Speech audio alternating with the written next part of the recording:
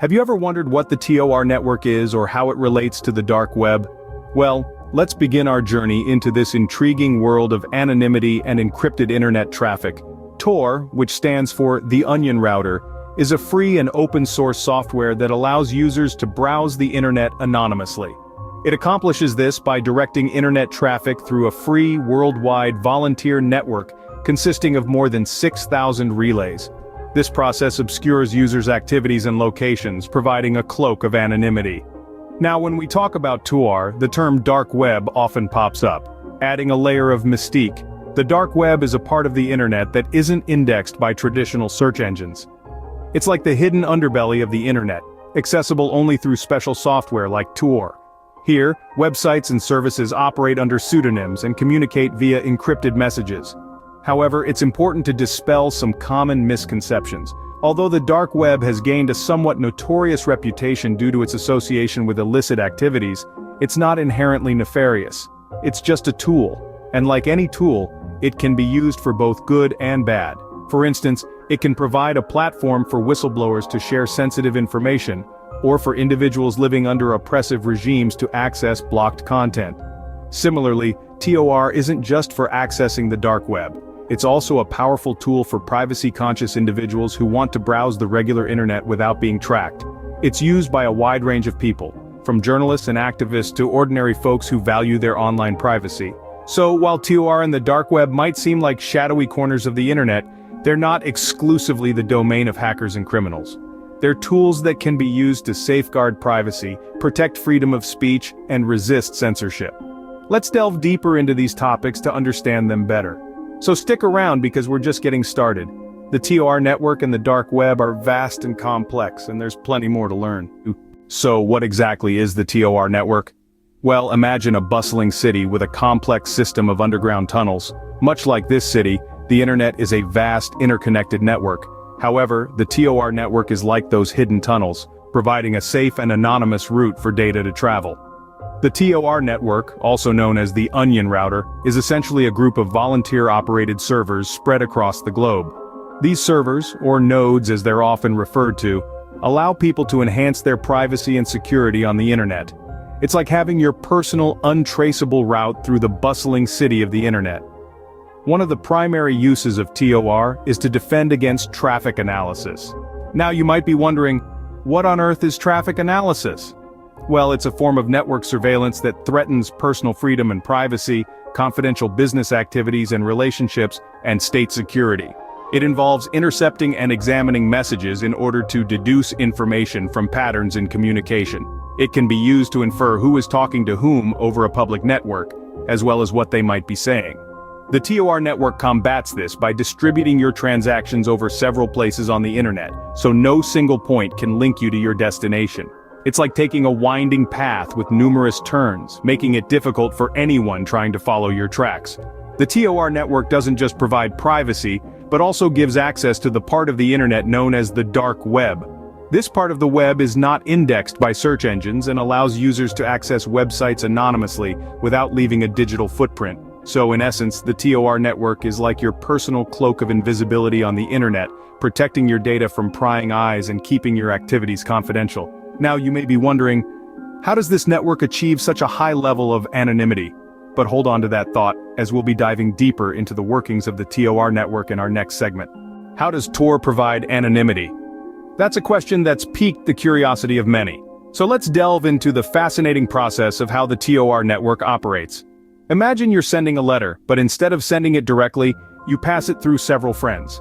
Each friend puts the letter in a new envelope and sends it to the next person. In the end, the final recipient has no idea who originally sent the letter. That, in a nutshell, is how TOR works. When you send data over the TOR network, it doesn't go directly to its destination. Instead, it takes a detour, bouncing around several randomly selected servers or relays spread across the globe. These relays form a chain, known as a circuit. Now here's where it gets interesting. Each relay only knows about the one that came before it and the one that comes after it in the circuit. It's like each friend in our letter analogy only knowing the person from whom they received the envelope and the one they forwarded it to. This means no single relay ever knows the complete path that a data packet has taken, so even if one of the relays is compromised, the entire circuit is not. But there's more to it. When data enters the TOR network, it's wrapped in several layers of encryption, akin to our letter being placed in multiple envelopes. As the data moves from one relay to the next, a layer of encryption is peeled away.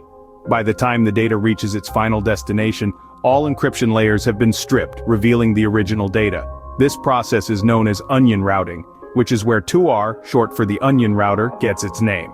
So, you see, the TOR network is a master of disguise. It shrouds data in layers of encryption and sends it on a roundabout journey through multiple relays. This makes it nearly impossible for anyone to trace the data back to its original source, providing the anonymity TOR is known for. This is a simplified explanation, but it gives you a good idea of how the TOR network operates. So, we've discussed the TOR network, but what about the dark web? You might have heard whispers about it, maybe even some nerve-wracking stories. But let's delve into what it really is. The dark web, contrary to popular belief, isn't an entirely separate entity from the internet we use daily. It's actually a part of it.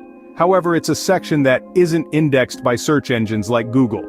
This means you won't stumble upon it while surfing the web. To access the dark web, one needs special software like TOR, which we've covered extensively in previous scenes. Now, if you've followed popular culture, you might associate the dark web with shady dealings, criminal activities, and all things illegal. And while it's true that such activities do take place, it's crucial to understand that the dark web isn't solely a hub for illicit activities. It's a space that offers anonymity, which can be used for both good and not so good purposes. Let's consider an example. Say you're an activist living under an oppressive regime where freedom of speech is more of a myth than reality. In such a scenario, the dark web can be your ally, helping you voice your concerns without revealing your identity. It offers a platform where you can communicate freely, without the fear of persecution. Similarly, journalists working in regions with heavy censorship can use the dark web to share information without risking their safety. It's also used by people to circumvent regional restrictions and access information not available in their country. But like every tool, the dark web can be a double-edged sword. While it provides a safe haven for those in need, it also shelters those who exploit its anonymity for illicit activities. This duality is what makes the dark web a fascinating yet complex part of the internet. As you can see, the dark web isn't entirely dark, it has its bright sides too. It's a realm that requires understanding and responsible usage. So don't let the myths scare you. Instead, educate yourself and use it wisely if you choose to go down that path. Let's recap what we've learned about the TOR network and the dark web. We started our journey with an introduction to TOR, the acronym for the onion router. It's a system of servers that allows users to browse the internet anonymously.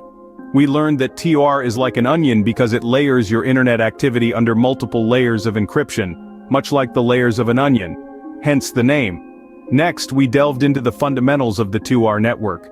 We discovered that it works by bouncing your internet activity across a series of servers around the world, making it incredibly difficult for anyone to track your online movements.